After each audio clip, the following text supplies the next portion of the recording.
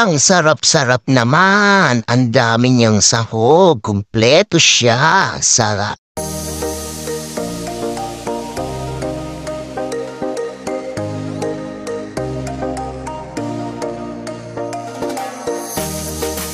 Nagkatuwaan ang ating mga preni na mainit daw. Gumawa ng isang merienda na maiibsa ng ating init na ramdaman dahil sa init ng panahon. Ito ay ang ginataang buluso na napakasarap niya at malamig. At mayroon itong press na gata. Katulad niya nitong mayroon siyang pinipig, nilagang kamoting kahoy, nilagang saging, at nilagang gabi.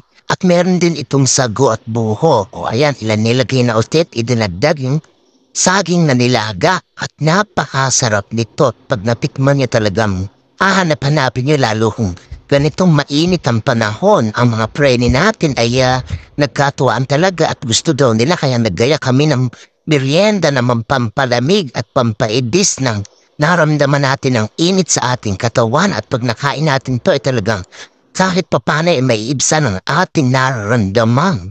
Init sa ating katawan at tingnan nyo naman may buko, gulaman at napaka-colorful ng ating ginayak na meriendang palamig. At tingnan nyo din, nilagyan na ng gata.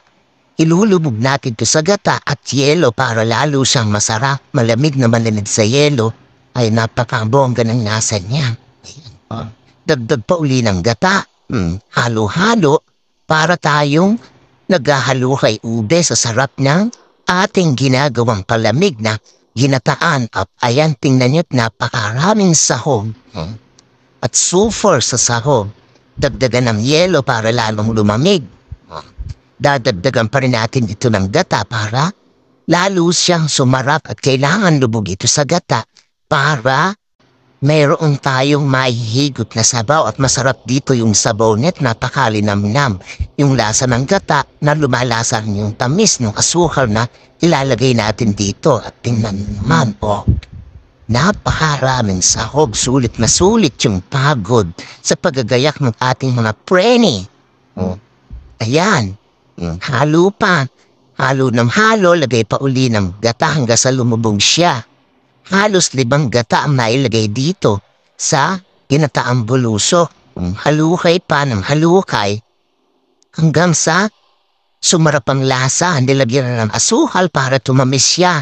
Tansyahin lang natin ang asukal para hindi siya masyadong tumamis. At ang iba nating freni ay hindi pwedeng kumain ng matamis. Halukay ng halukay hanggang sa matunaw yung asukal. O para tayo naghahalo kay ube at nang matunaw at lumamig din yung yelo. Tingnan naman, napakasarap-sarap talaga.